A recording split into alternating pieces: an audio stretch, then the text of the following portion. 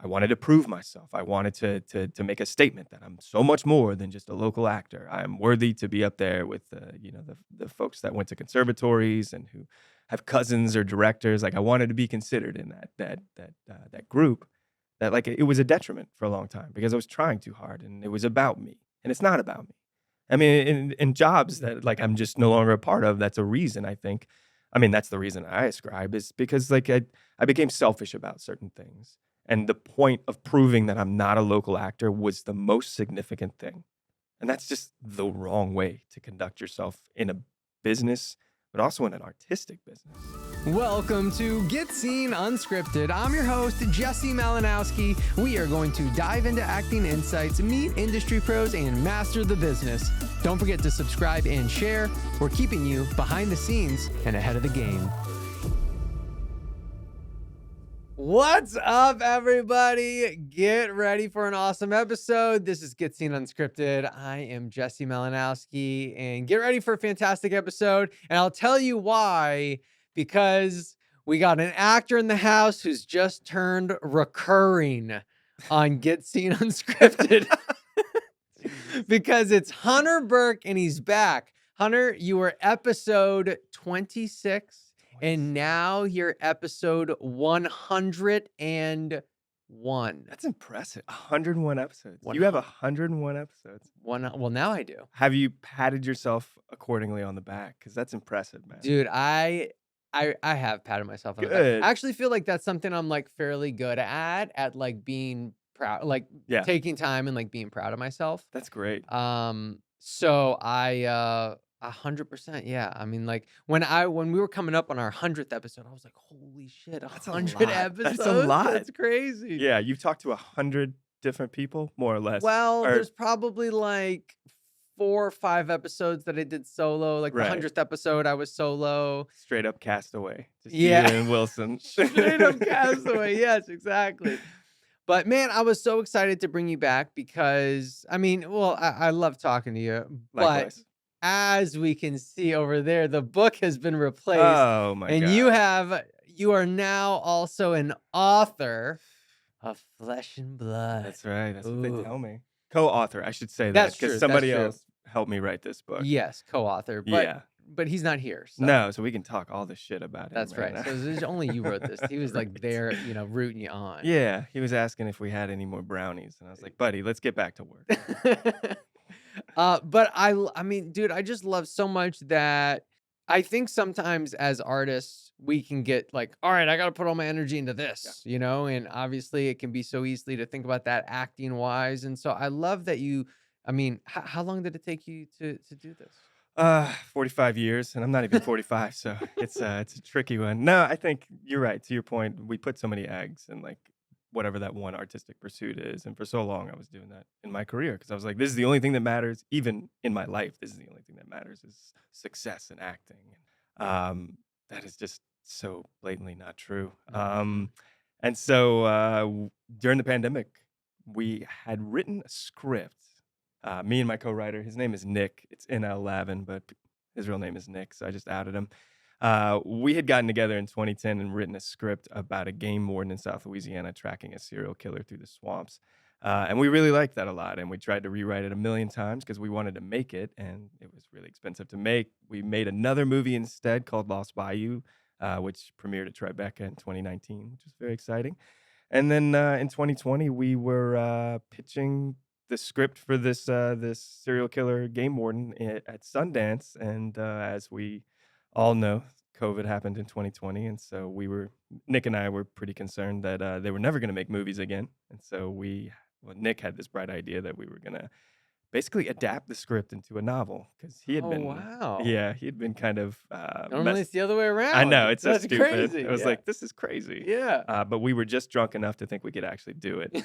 I think we were in his backyard. Like, drunk on what? Old fashions, which was our drink of choice. Yeah. Apparently, that's the real sauce for creativity. Man, that's really not doing any favors.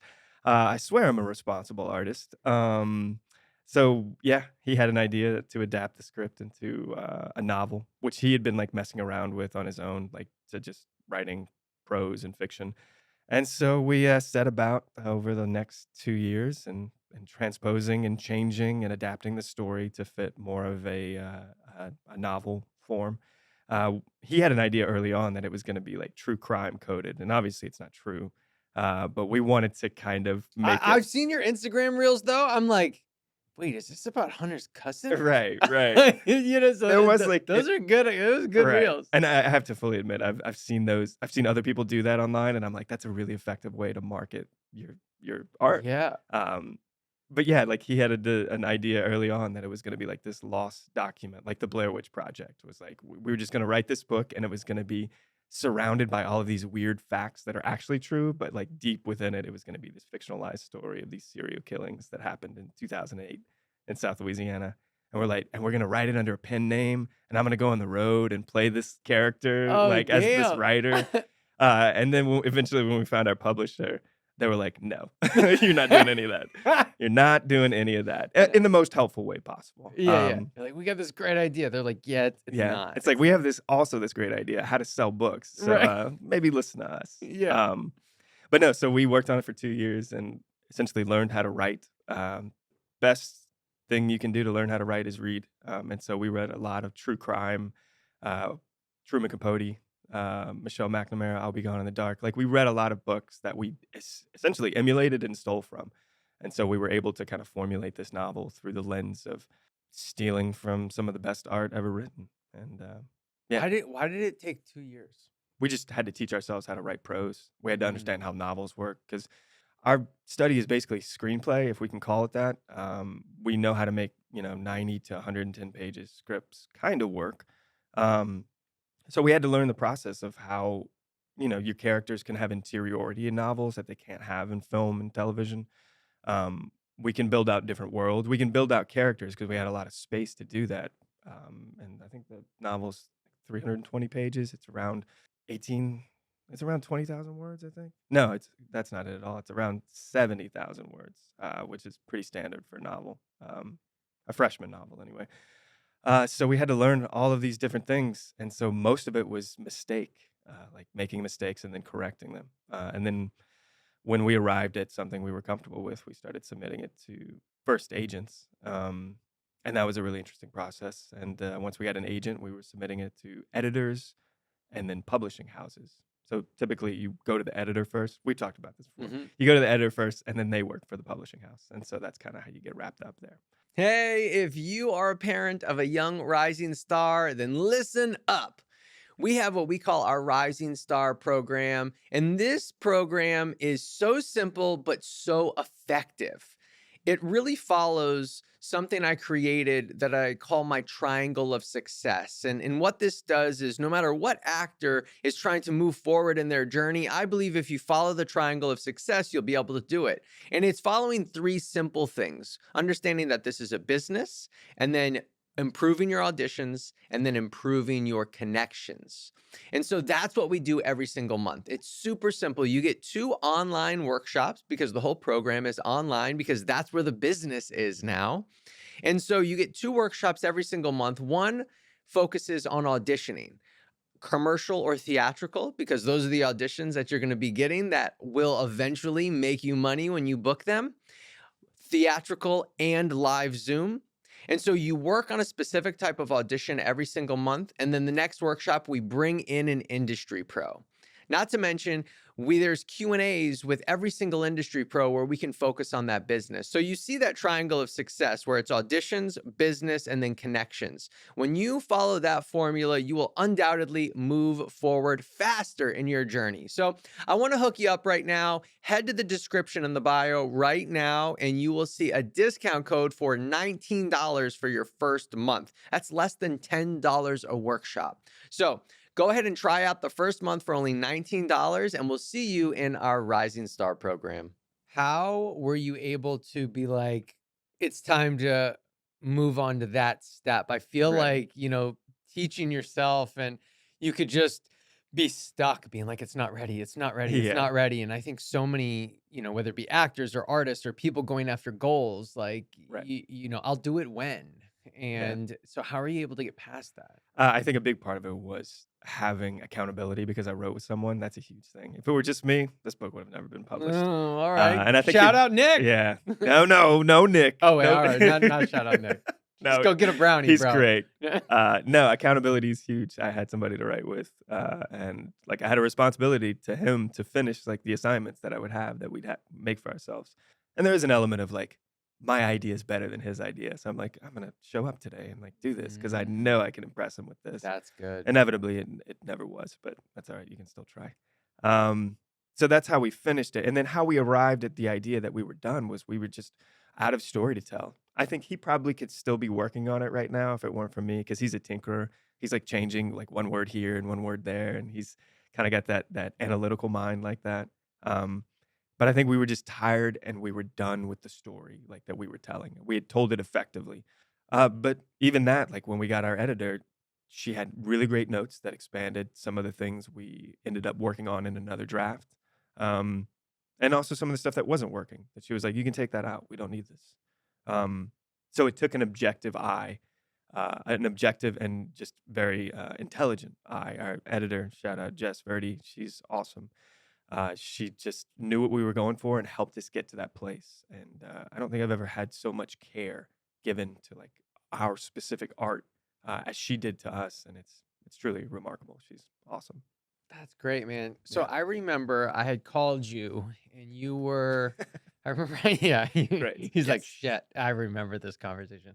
I had called you about something and we were chatting and you were like, I mean, and you hold yourself together so well. I didn't realize until Yeah, like near the end of the conversation that you were like really going through it that yeah, day. But pretty much what it was just like you were like, there's frustrations in this art, yeah. just like there's frustrations in acting art. And Right. like, oh, I was hoping to get away from it. Yeah, And I remember being like, yeah, it's like anything worth going after, anything worth accomplishing is not gonna come easy. I remember kind yes. of thinking, but I wasn't I wasn't about to tell you No, that you were because very, very nice. You were very nice. but what, maybe what were some What is that about? frustrations? Yeah, what was that Yeah, about? Or like what have you kind of learned in doing this that it's like, hey, it's great to expand your horizons, yeah, but it's not like frustrations or disappointments or things like it's not like you go down that hallway and everything's yeah. great. Right. Like that's not how it works. That's the biggest lie we tell ourselves. It's like, oh, if I'm only like at this point in my career, it's gonna change and it's gonna be easier. It's in fact, it's gonna be harder, and your problems are gonna change and become bigger.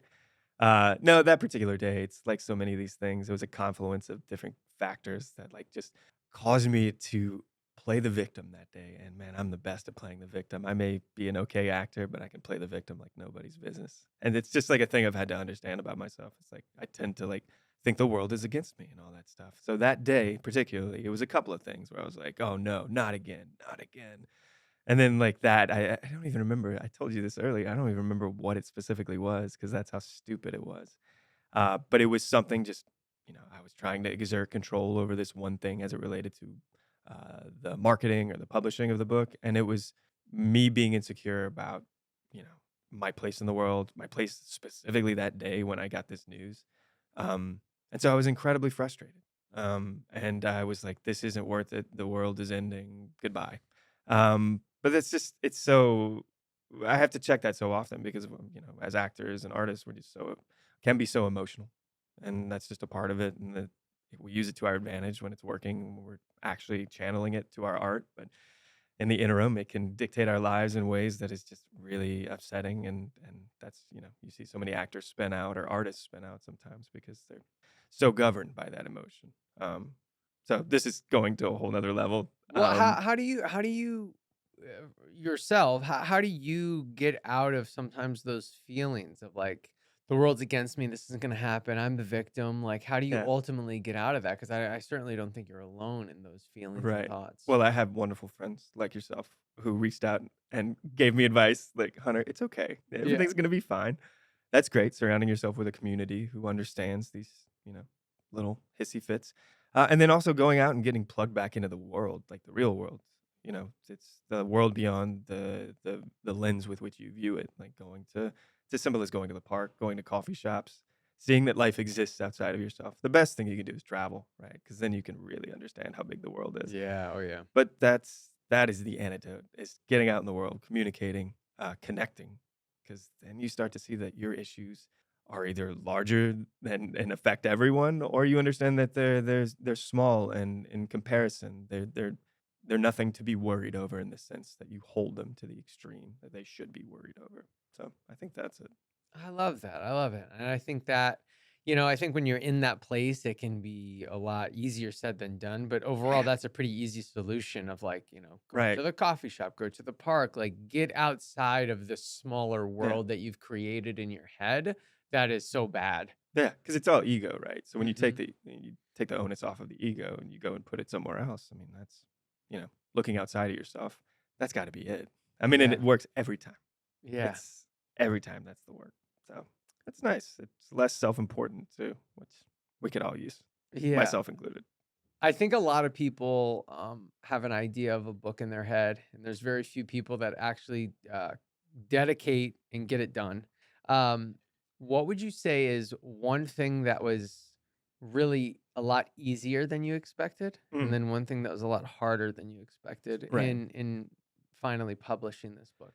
That was a great question, Jesse. And like I'm sitting here and you have nothing written down. I just want people at home. They're watching too. It takes a lot to like engage in a conversation and then also understand what your next question is going to be. So kudos. You're Thanks, pretty good at this. thanks, man. 101 I episodes was gonna say in. over 100 episodes, so um, I've whereas I'm really bad because I've forgotten. Oh yeah, okay. The easy thing. Okay, so the easy thing about writing this specific book is the adage is write what you know, and this is what we know. Nick and I both grew up in South Louisiana, and so we considered this our homage to growing up in South Louisiana, who we are as Cajuns, and a melting pot of all of these different cultures.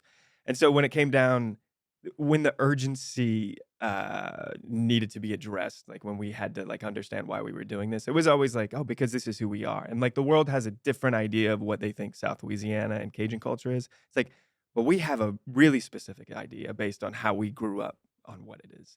And it's like the world doesn't need to hear this, but they should, because it's a consideration that I think we put a lot of thought into, that addresses a lot of like the water boy mentality of like what our culture can be. You know, the Adam Sandler movie, which is Mhm. very funny, but they lampoon Cajun culture in that, and Yeah, it's yeah. it's silly. And um, but I think we wanted to present kind of a realistic idea of what this was, and so that put the uh, put the mission ahead of our ego. So it was like, okay, we have a reason to do this, and so writing for the place, writing for the people. There's a character in there that's very Cajun.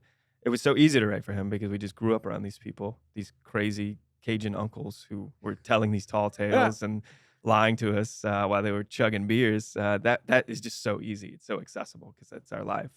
I'd say the hardest thing is you realize that like once you're done writing this thing, which is a monumental task in and of itself, is that you now have to go and like market this thing because it is on you to do it. Publishing has changed a lot, and Stephen King was writing for a different publishing world at the time than if he had started now. So the publishing part of it is getting your name into potential readers' ears, making the product visible. The product, Jesus, that sounds I so mean, terrible. that's what it You is. kind of have to That's what like it is. bifurcate your thinking because it is art, but it's also a product that you It have to is. sell, which is so slimy. But that's the reality. I think the sooner you can embrace it, the probably the easier the more effective you can be at marketing it. 1000%. There's Jeez. so many great ideas and great products out there, but if there's Yeah. no eyes and ears on them, No. they're pretty much non-existent. So that was the hardest part, and still is like, how do I market this without it feeling too much? I told you a couple weeks ago, I was like, I feel like I'm posting so much online. I hate this. Like people are just tired. Like, shut up about your book, But you man. know what? That's something you've put in your own head. Of course. My guess would be no one has said that to you. No,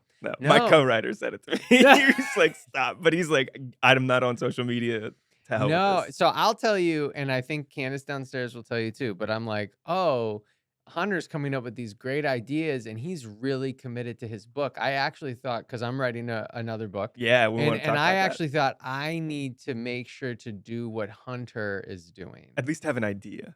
Well, in the sense of it's just so committed. Right. So you're like, oh, people are annoyed, and I'm like, you're so committed. And so, like, you've created this negative narrative when really there's a positive one going on, at least in Right. my head. Yeah. At least what I'm honestly thinking was like, wow, so committed right now. This is great. I got to make sure to do that." Yeah. And you're over there beating yourself up. And so often we do that. We create these negative narratives that are simply not true. Right. Especially when it comes to the world of social media, which there is no feedback other than not likes or likes, which is a weird metric to go by, or visibility. And so of course it's this weird thing where you're like, I think this is working. I have no idea. And then for a long time, social media was just like me and my friends, like just seeing what they were up to. And to change my thinking about how I have to start interacting with social media as not a salesman, but like there is something that like trying to sell this book. And Yeah. I don't want to remove the personality that I've instilled in the relationship I have with the people that I follow and who follow me. But so I was getting caught up on like, I don't want to market to these people because they already know who I am. And I'm trying to market to other people who don't know who I am. So it's this weird, But the like, algorithm's going to do that. I know, I You know. know? Yeah, it's true. It's more about, like you're saying, my feelings of like, oh, I'm doing too much. Like, because I was like, my friends already know, and I feel like I'm burdening them with this. But No, at I the don't think so. Not at all. I think this is a really, I'm glad that this got brought up because we all do this. We all do yeah, this. And I think one of the biggest things to remember is like, as soon as you start telling yourself some sort of negative narrative, you should pause and say, what truth, what facts right. are here, right? Yes. Because if you would do that, you're like, well, actually, all of it is not No, factual. I've no. made it all up, That's right. and so I think that is a really good way to kind of bring you back and like, is this actually a negative thing going on in my life, or have I actually just made it up? Right. And I'm someone who's like worn the grooves deep on negative self-talk because it's easy, it's comfortable, it's routine. I understand it. It's easy to play the victim because I'm familiar with it. It's only when you stop doing those things and you get out of yourself and you try to form these new habits that are hard and unfamiliar. It's like, oh, this is tough. I can just regress and go back to the old ways. It's easier because I know it. I mean, that's psychology 101, but Hmm. it's constantly working. It's trying to Yeah. put in the work, trying to become a more introspective person without being too analytical about everyday life. Yeah. TED So Talk, man. yeah, right. Wow. The Jesse Talk. So obviously we can go buy the book, but we can also listen Yeah, to it on that's Spotify. right. And Yeah. I need to get this story straight. You had to audition I to be in your own damn book? That's right. Yeah. I volunteered auditioning because I was very interested in playing one of the roles, the lead, 'cause me, because I was like, I've spent a lot of time with these characters. I know the book. I'm maybe too tuned into all of this. So I But was hold like, on, but Spotify yeah, bought the rights to the book, they did. and so Yeah. now they take like tell us how this works. So they approached our publisher. They had read the advanced copy, and they were like, "This is interesting." Over at Spotify, the producer named Leah, she saw she saw a lot of potential for this to be an audio drama, basically, not just an audio book, an audio drama like you used to listen to the radio. Well, I mean, like our grandparents and great Yeah, grandparents, like I didn't listen to these Yeah, right. plays. I didn't do I any of that. But they're becoming more popular, and Spotify is really leading into that. And so there's like the book is 5 different characters' perspective on these events, and so the producer of Spotify was like, "We can cast this with like several different actors," and I was like, "This is amazing. This is exactly what I want out of it." And I'm new. I've never narrated an audiobook, and so I approached them and I was like, "I'd really like to audition. I volunteered. I'd love to audition because I want to make sure that you're not just hiring me because I'm the guy that wrote the book and you really want to make the book, so you're gonna like have this guy step in who sucks," which still up for debate, but um so I auditioned and put myself on tape. This is so funny. Like on recorded in the Yeah. closet, right? Sending the things. Wait, what did they say when you were like, "I'd like to audition"? Were they like, "Great," or were they like, They're "Oh"? like, "Okay." No, they were like, "Of course," because they knew that I was an actor, and Okay, they were all like, right. We've been waiting on this this ask. We've been We've been waiting. like, damn it." Thank God. Yeah. Yeah. Um, so I put myself on tape doing a couple of the narrators, or I guess he's the protagonist, yeah. A couple of his passages, and it's like 3-minute section. So I was like, I got to get really good at this, which I didn't. But I was like, I know it enough. So I did that, sent it in. They were like, we really like you, but like, we need you to, we need to hire somebody in LA. And I was like, no problem. I'll come out. Actually, like the emails, it sounded like they were rejecting me. And I was like, they're rejecting. This is the worst. I Oh, started flipping tables. And then I wrote back, I was like, is it because I'm bad or is it because like you guys just need to hire somebody in LA? And they were like, we just need to hire somebody in LA. I was like, great. I will come out, put myself up, do it because they wanted to record in their studio space in Spotify because they're trying to build that out. So it was a right. little bit of an experimental thing because voiceover narrators, audiobook, they can kind of do it from their house, especially the ones who are really good at it. Anyway, so I was like, of course, this is an investment. I'm going to lose money. I don't care because, I mean, I do care. Yeah, I I know. do care. But like, I want to go and be a part of this thing because I'm selfish. No, bro. The author of the book had to Yeah. work local in LA Uh, and lose money to be in the no, book. that's fine. I mean, these things you take a hit. I mean, this was kind of our life Yeah. with being local and regional actors. Was taking that midnight bus. When we talked about this Oh last yeah. time, Oh it's yeah. like losing money so that you could kind of build that future. So Yes. that's the way I see it. And it's one of these days I gotta empty myself of that belief because I'm like I'm starting to lose money. But this was worth it, and it was a wonderful experience. The people over at Spotify and the creative director who handled it was just—he's a voiceover narrator himself, and he was incredible at kind of lending guidance and understanding on how to do this. I still feel like I could have like gotten it to a better place when I listen to it now, but Obviously, you feel that way. yeah, We've already discussed how you're beating right. yourself up constantly, Yeah. Hunter. But it's been remarkable to hear other people, like voiceover artists who do this for a living, deliver the information. And the first time we heard it, it was just like me and my co-writer were riding in a car together. And like we both got goosebumps. And I was like, I can't believe we wrote this. Cause it That's sounds like these performers sound like they wrote it. Like they're ah, saying it. I mean, it's what we get hired to do as actors. yeah, But it yeah. was just like, this is amazing. And then I would come on and be like, oh, Jesus Christ. Get to If you could fast forward. so hold on, if you could go back, would you actually like to put a different actor in there? No, So I'd still no, want okay. to. You're like, I'd "No, no, still no, I want still to. I I'm still" not that. Yeah, yeah, yeah. Like, I don't Yeah. dislike I it think that I would much. just like I told you earlier, I would just lean into a couple of things differently. But Yeah. that's all in hindsight. I'd never done it before. And I was so nervous. Because it's like speaking into a mic and you're just reading it for like 6 hours a day for 4 or 5 days straight. And it's like Damn. you mess a word up, you gotta go back. And so you have to teach yourself like how to read for long periods of time and do the accents because some of it is like you're changing character and what the perspective is. I don't want this to become a audiobook podcast, but yeah, So fun. it's interesting. So fun.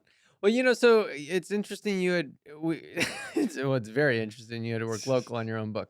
Um, but we had talked about this a little bit downstairs too, about working local and being local and you were talking about some frustrations in that Right. that you feel like you've been going through.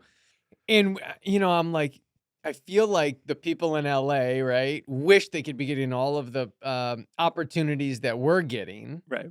And so it was kind of like, yeah, there's these different columns, right? The Mhm. local actor and then the LA or New York actor. But it's like, I think no matter what, you got to be in one of the columns and there's going to be frustrations in both columns. Like, there's just always frustrations no matter where you're at. I mean, kind of like what we learned in you writing the book, too, is Right. like, oh, like, and so what, I don't know, how are you viewing your career in local? I mean, you just work Right. local, but just, Yeah. yeah, but Right. To LA.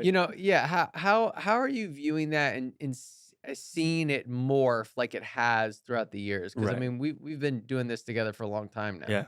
I think when we were coming up, we had a very specific definition. I'll speak for myself, but the time we were coming up together, the definition I had of local actor was very specific in that, like, you, your value was in that you were cheaper and you were there and they didn't have to put you up. Now, some of that still is the case in some instances, but I think the business has changed so much and it's become globalized and actors can fly anywhere they need to be. And then the fact that LA and New York are still hubs for casting, but like that's loosened so much because like people just live everywhere else now that casting directors are getting tapes. Like it's just been transformed, the business. And so the definition that I have and like continue to have to like throw away of being a local actor is this like very black and white. Like you work local and nowhere else. Like you are valueless everywhere else, but valuable in the market. And that's that, again, negative feedback loop I've told myself for so long. it's just ingrained in my personality to have a chip on my shoulder about something. And so forever, it's like been trying to understand my place in what I consider to be an artist, an actor, and how I how I understand where I fit in like the scope of things. And that was always underlined by like, are they going to hire me because I'm local, or are they going to hire me because I'm good? Um, I mean, it's kind of irrelevant at this point. The fact that I just need to keep my head down, keep working, like let it come, because that's usually when the best stuff comes out, is when you're not thinking too much about these steps. Um, but for so long, I put so much emphasis on not being a local actor, like in jobs that I wanted to prove myself. I wanted to make a statement that I'm so much more than just a local actor. I'm worthy to be up there with the folks that went to conservatories and who have cousins or directors. Like I wanted to be considered in that group. That like it was a detriment for a long time because I was trying too hard and it was about me, and it's not about me. I mean, in jobs that, like, I'm just no longer a part of, that's a reason, I think. I mean, that's the reason I ascribe, is because, like, I became selfish about certain things, and the point of proving that I'm not a local actor was the most significant thing, and that's just the wrong way to conduct yourself in a business, but also in an artistic business. Um, and so, you do these things long enough, you just learn a lot of different lessons and approaches of how you could change things. And mainly it's about like your mindset, because that's often what's dictating your actions. And so for me now, it's being less concerned about being a local, being more concerned about making sure the work is good. Because it's like some of these foundational things just don't change. It's like, are you presenting a character that has a very clear perspective? Is it unique to you? And are you confident in that choice? Like those three tenets are just, that's how you book.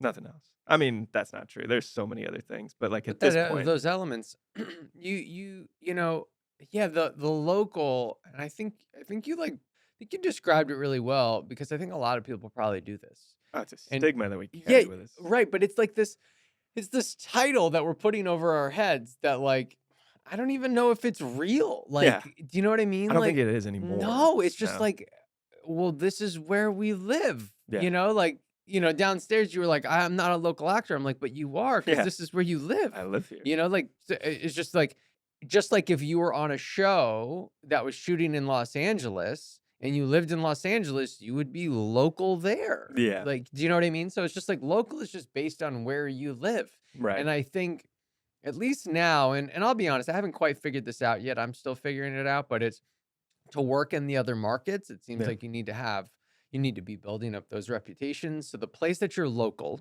is where you're going to have the most foundational relationships, most And likely. specifically with casting too, 'cause Right, that's a exactly. That's huge what I thing. mean with Yeah. casting. And that's where a lot of your relationships are going to lie. Therefore, you're going to get more opportunities there. Yeah. So you decide where you want to live. If you live in a place, let's say like a little outside the Southeast, like a Nashville or a Charlotte or something like that, you might not have the exact same relationships that you or I might have with Mhm. it, people in Atlanta because we simply are here. We are local.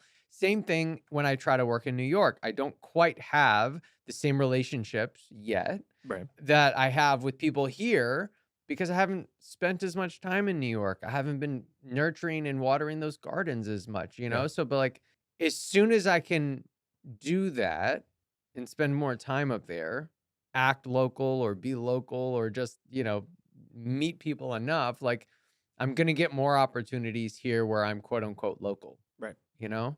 And so it's just like, I don't know. I think it's important that we reframe like, okay, if you could be local in Texas and I don't know really what I mean, there's more stuff going on in Texas, but Right. not as much as here.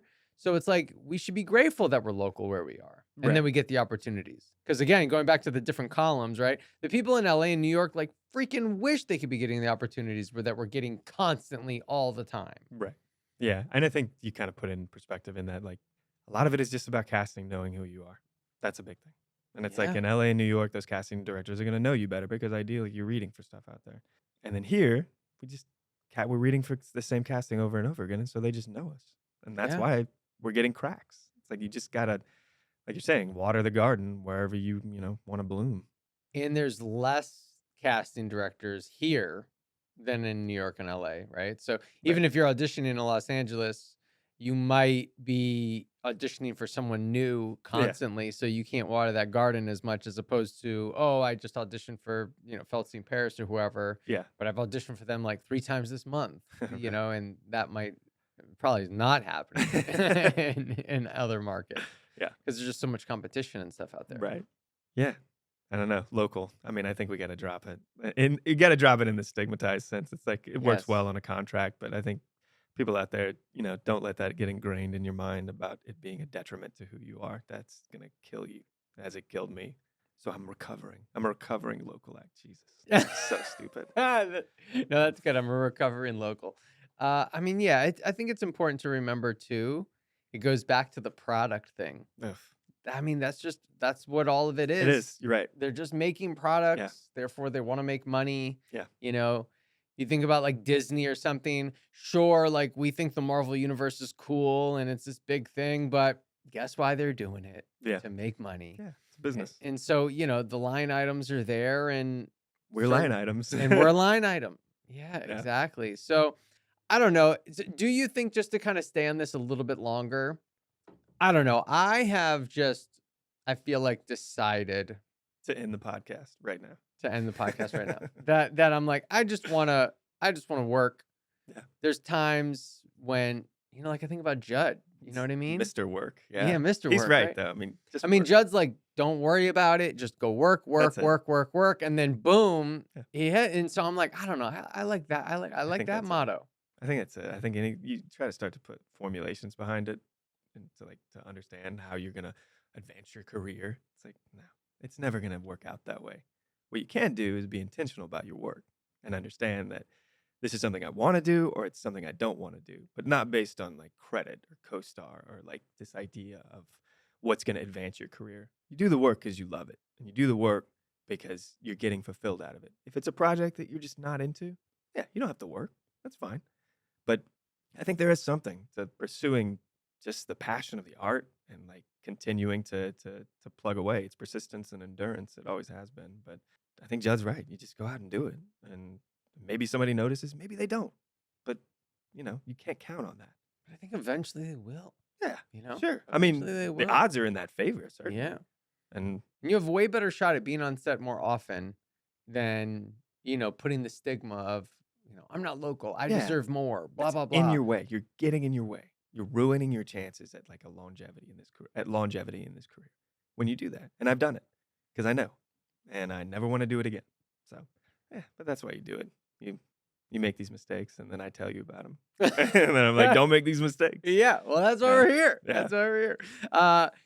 Speaking of local and in the different places, so you've lived in New Orleans, Atlanta, Los Angeles, not New York, Not New York. not no. New York. So do you what's you're currently in Atlanta, but do you have what's your feelings on Right. everyone, and which one do you think is best if you're wanting to be an actor right now, and why? I don't know if there is a best. I mean, that adage of like, you try to find a place where you just love living Mm, that also has like some sort of market. yeah. I think that's the key because it's going to inform how your work is. If you're a miserable person in LA, your work's going to suck.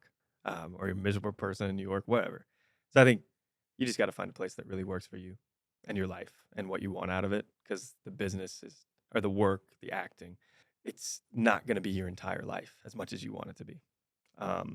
So I love Atlanta. I think it's wonderful. There's a lot of things to love in the sense that it's got seasons. When I grew up in Louisiana, it was either hot or cold. Atlanta has 4 seasons. It's amazing. Yeah. It's a metro area, but it also feels like a small town. Got a lot of friends here, and it's really close to my mom, who's in Louisiana. And then there's a market here, which is really nice. So I don't know. I talked to an actor about this recently. He was like, "Where's home?" And I was like, or like, "Where's long-term home?" And I was like, "I have no idea. I've never lived anywhere where I was like, this is long-term home." Yeah. I don't know if that is like a thing for people, but he said the same thing. He's like, "I don't either." But like, I think Atlanta for right now in the foreseeable future, it's a beautiful place. I love it. Yeah, that's what I think too. My mom keeps saying, because my mom's still in Florida, and she's like, eventually I'll move, close to where you are. Yeah. But she's like, I don't think you're gonna be there. For Right. some reason she doesn't think I'm gonna stay there. Yeah. But I mean, I guess, if the tax incentive left and went to somewhere else, and then I guess maybe we could follow it Sure. potentially. But I mean, I don't know. There's just so much infrastructure here. Yeah. It would just take like, I probably, like Texas got a big tax Yeah. incentive, right? But it's like it's gonna take like 10 years for Yeah. Texas to truly be able to compete Yeah. with us, Right. and it's like that tax incentive has to continue over so many different, Yeah. I mean, because that's Louisiana did that too. Like, they Right. tried to steal a lion's share of the market from Georgia And they did for a for while. a while, Yeah. but like it's not sustainable if your government is Right. This isn't the Louisiana politics podcast, but I got a lot of thoughts. Anyway, yeah. So that Texas is potential to fall victim to the same thing, but Georgia, that's one of the things they've been like consistently good at is understanding that the business is a long-term business, and Yes. like you won't see return for a minute. But I was just in Wilmington, North Carolina, and they kind of have this weird incentive where I don't even know if it's an incentive. I think it's like a rebate or like a discount, but they figured it out. And they're like, we like having film here. So we're going to figure it out every time. And those people are awesome. The crew there, wonderful. The town of Wilmington is great. Yeah, Wilmington's dope. Pro Wilmington. Let's go. Yeah. We're not local there. No. Yeah, I guess. No, we're not local there. That's right. Yeah, I'm sorry. Wrightsville Beach, too. That's also. Yeah. I haven't been there. It's like the beach out there. That's Okay. great. So Wilmington has that like downtown area, and then they have Yeah, the yeah. beach. Which Oh, okay. So it's called- just like right next door, essentially. Yeah. Okay. I got think it. it's the same thing. They just have two different names. Okay. Yeah. All right. It's nice. Oh man, I am so excited. And I tell you what, if you're enjoying the podcast, I know you're going to want to hear this. We have our 3-day virtual actor summit coming up. This event is a 3-day online immersive event, 3 full days that are focused on moving you forward, getting you inspired, giving you a game plan to reach those next set of goals that you so deeply want to achieve. I love the Virtual Actor Summit so much because I can make you this promise that this will be undoubtedly one of the best online actor events you will ever attend. We bring instructors in from around the country, some of the top industry pros. We put together different panels and online workshops that really get you outside of your comfort zone so you can truly grow. What's so fantastic about this event is because you're completely immersed, right? So you have to grow. And that's what we're all trying to do, right? Is grow in our actor journey and grow in who we are as people. And so I just want to urge you so much to go to the description right now. There's a little bit of a discount there for you and grab your ticket, okay? It's 3 full days. And I'll tell you, we already have one of the top casting directors in the Southeast in Feldstein, Paris, Chase and Tara already confirmed for this event. They've cast a bunch of different Marvel projects, Ozark, Stranger Things, the list goes on and on and on. So if you want to put yourself in a situation to really move your career forward, you have to take action.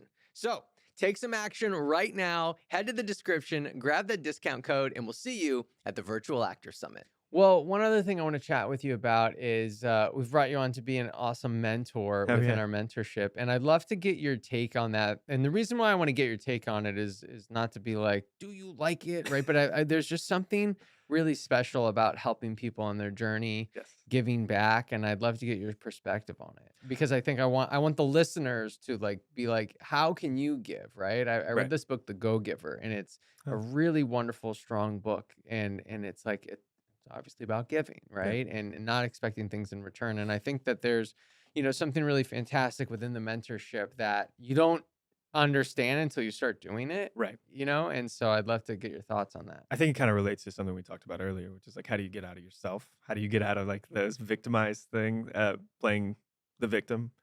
And this is one of the ways. It's like helping people. God knows I've been the beneficiary of a lot of help along the way in this acting career. I've had a lot of wonderful actors who've stepped in and advised me on a couple of different things. And I mean, the reality is you're paying it forward. That's such a cliche, but you Yeah. really are paying it forward because I don't know, personally, I'd kind of forgotten that like I know a lot about this stuff. Yeah. Like, and even like technical weird self-taping things, like I've just done this for so long that I take that knowledge for granted because now it's just second nature. But there's so much information that can be passed on to people who just don't have that. And I just assume that they already had it. And so when I've had the opportunity to meet with my mentees, it's great because they're so excited about getting into this, and there's like a zest. and like just an overall wonderful feeling about wanting to pursue this thing. And so it's engaging. I mean, selfishly, it's engaging for me because I'm like, oh yeah, it is wonderful to do this stuff. Yeah. Um, and then to kind of just help them. I mean, it's foundational as humans. Like we're community-based people. Like it's helpful to pass along knowledge that you have because it makes you feel better, and then your community gets better. Like that's just 101. Um, but like the person to person time that I've had to spend with these actors is great because you just see their desire to like partake in an industry that feels so foreign to them, and to be able to be like, yeah, I might have some information that could help, but also like the business has changed considerably, so like the conventions that I grew up with are probably different now, but I'm going to tell you what works via taste and what has worked for me, but that does not mean that it will work for you. It's just I'm trying to like you're doing with Get Scene, I'm trying to give you tools that can help you make these decisions for yourself because everything is so subjective in this business that ultimately the mentorship has just been like, here's my taste, here's what's worked for me, and here are these things that Jesse has recommended that we do. And between those three things, I feel like it's been wonderful to have conversations with these mentees. I feel like, you've talked about how the business has changed so much, and I feel like the mentorship, especially when you take all the mentor, like the whole mentor team, it's like, I don't know if you knew this, but like everyone collectively is over 1,000 film and TV appearances. It's Judd crazy. has 90% of Yeah, those. Judd has 900 of them. Yeah. But yeah, so I mean, it's just there's just so much Right. experience is the point, right? And so I'm like, I feel like based on how the industry has just changed so much, it's like this is like one of the fastest ways to move you forward. I feel like, in the old days, you went in person to classes. And so you went in person to auditions and like, you do a good job and hopefully you get it. And it's just like so much of it has changed. And like we have to change too. And I feel like right now, at least, this mentorship is like one of the fastest ways to move you forward with everything that it gives you when Right. it comes to like the strategy, building connections, working on auditions, all that stuff. Yeah. And I just I feel so excited to have you and everyone else on the team to be able to really help with this mission. One of the things that I just want to shout this out because I think it's awesome. Is like so often we focus on the art and the work and being a good actor, but like so much of the mentorship is also like helping people build the product, right? Understand that. And like the simple understanding of like economizing your words in emails. I don't even know if economizing is a word, but like being more efficient with how you Yeah. use words and limiting them. And also like doing that with your resume, like just making it clean, sharp. Like that stuff is so valuable for people Yeah. who are making decisions about jobs. They don't want to read through all of your stuff. Like they just give me the bullet points and let that be a conversation that we have on the next meeting. Like that stuff is so intuitive. And like dealing with book stuff, that's come up too. It's like these editors and publishers, they don't want, 400 words on an opening email. They want 20. Like Hmm. give me the bare necessities and then let's talk after that. But that's something that you stress in the mentorship, which I was like, this is so smart Oh because yeah. it's making the decision makers' jobs easier because I feel like that part of the selling your product is something that we don't teach, and it's hard to teach.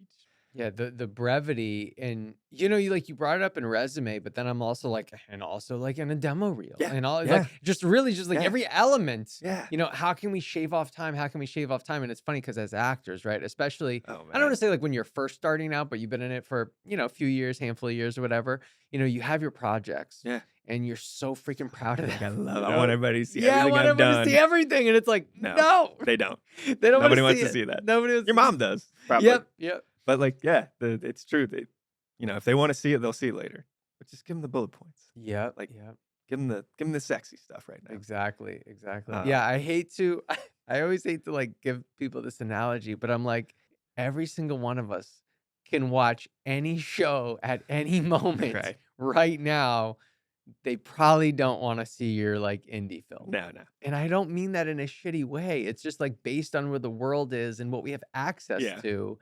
It's like, yeah, you want to keep it short, sweet, to the point. How can you like leave them wanting more? And I think yeah, that's a great thing that you can do in like a moment after in your auditions, yeah. making a choice that you're like, oh, what's about to happen? They want more, right? Right. They want to see more of you. And I think that's another element that you can try to infused into what you're doing as the product, I guess. Right. Like you brought up, that I think can be really helpful. Yeah.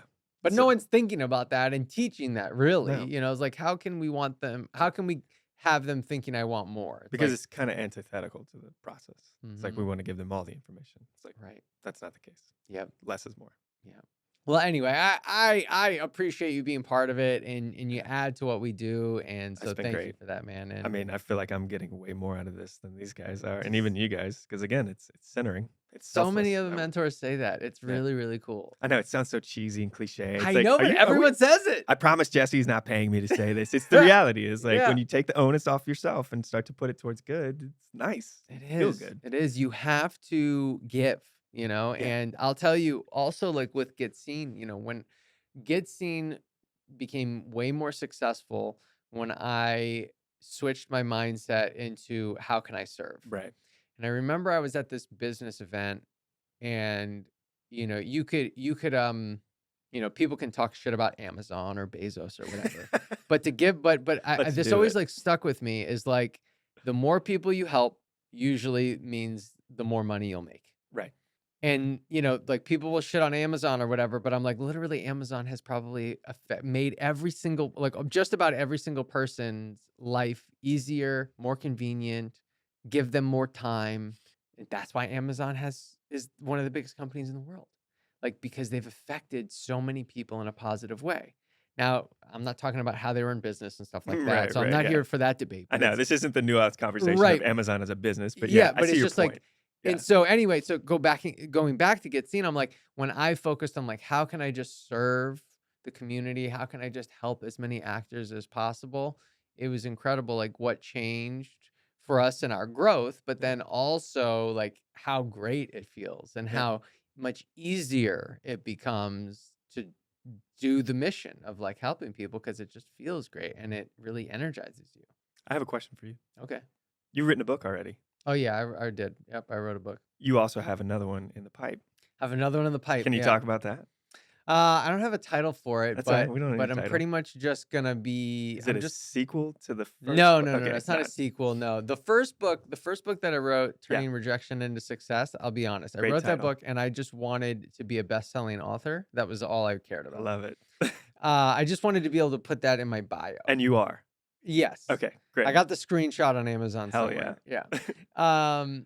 And so how I did that was I said, I'm going to create essentially like a blog marketing email That's good. every single week where I'm not going to sell anything for Get Seen. I'm just going to try to send some motivation to everybody. Yeah, So I committed to do that for a year. And then I said, after a year, I'll have a book.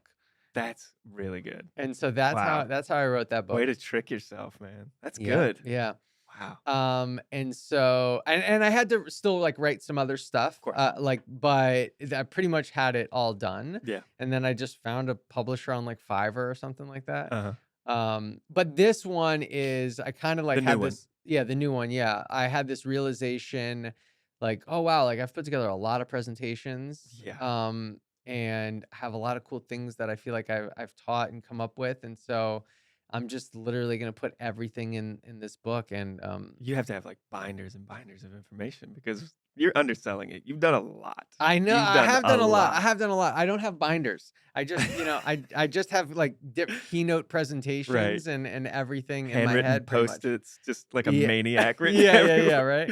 But you have a bunch of information that you can pass on, and essentially, it would be selling this kind of ethos that you have about and this information, like Yeah, on a pretty large much. scale outside of the market. Um, Yeah, exactly. And I have an entrepreneur guy that I really like. His name's Alex Hormozy, and mhm. he has this like belief system of like give everyone everything you have. A lot of people are like, well, I don't want to give them everything because then they'll leave, Right. right? So it's like I want to like make them keep coming back. And so his thought process is give everyone everything Okay. because that's just the right thing to do if you're really truly trying to help people. Yeah. And then the next thing is like then it forces you to be better. It forces you to come up with new things. Yeah. And so I'm putting everything in the book. That's cool. I'm And putting you're writing it right now. Like yeah, I'm putting everything in the book.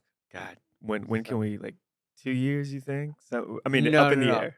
No, Okay. I have no idea. I don't know yet, but I'm Okay. gonna start talking to publishers. You and I have talked about that. Yeah. So I'll see. I'll see how that goes. I But mean, it's a no-brainer for publishers. I don't understand. Yeah, as soon as you start talking to them, they're gonna be like, "I get it," and they'll see that you have a community that you work with and expertise I in. mean that's really the biggest thing, right? The publisher's like, oh wait, you already have a market of people that will I buy the mean, book. yeah, Yeah, so they're like, we're in. yeah, right. But We don't have to do anything. they're gonna be like, "Wow, there is some valuable information in this." So I think it's gonna be an awesome journey for you. I'm Yeah, excited to read uh, this book. I'm excited. I'm excited too. I want to have a hardback book. Yeah, I want to have that's a really hardback. good. I Yeah, know. I have this came in hardback and paperback, but yeah, like that hardback, I was like, yeah. they can't take this shit away from me now. No, no, definitely not. So, well, cool, man. Well, Uh, let's get to the spotlight sign off, oh shit. which is 5 questions to end strong. You've done it before, but is many episodes ago. So we'll see where you're at these days and what is inspired. So the first question is, what's something you're super grateful for today?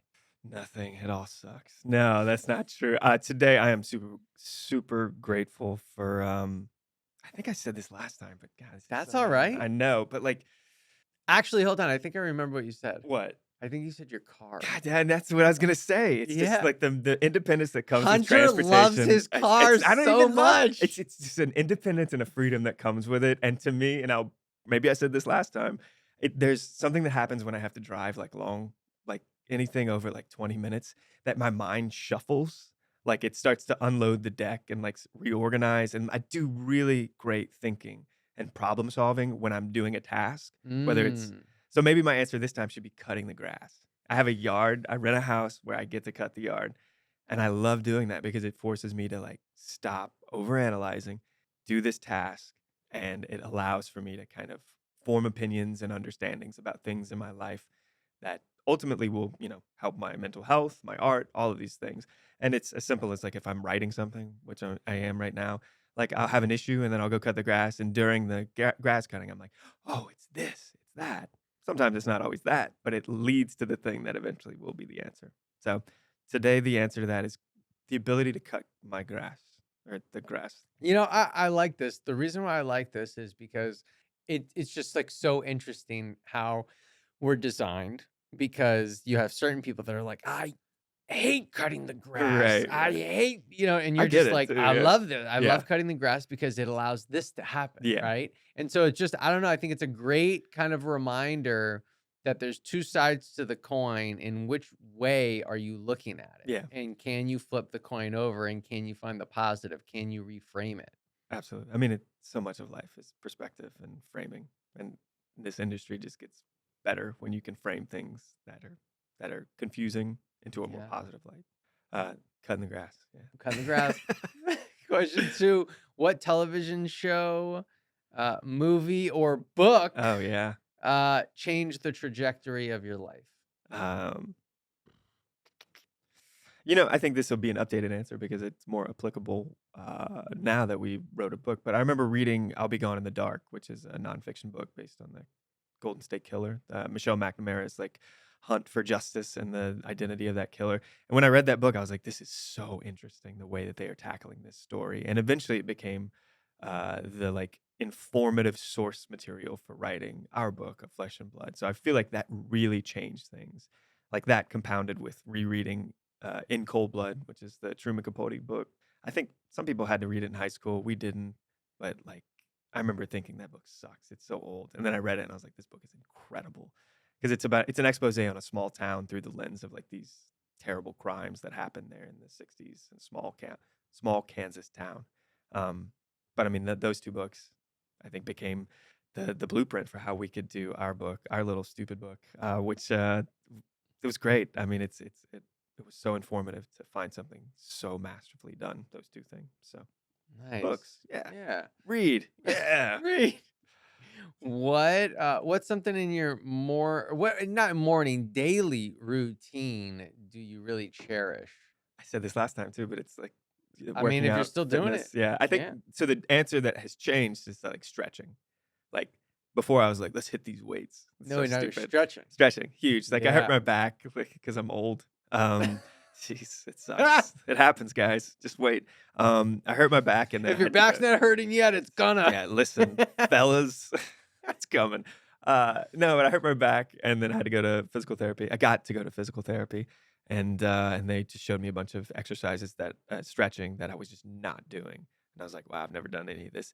And so now I do these on a regular basis, and it's very centering because it's not the crazy resistance of weights or like pump. It's very quiet and centering, and it's you just have to concentrate on this task that is it isn't tactile like resistance and weights.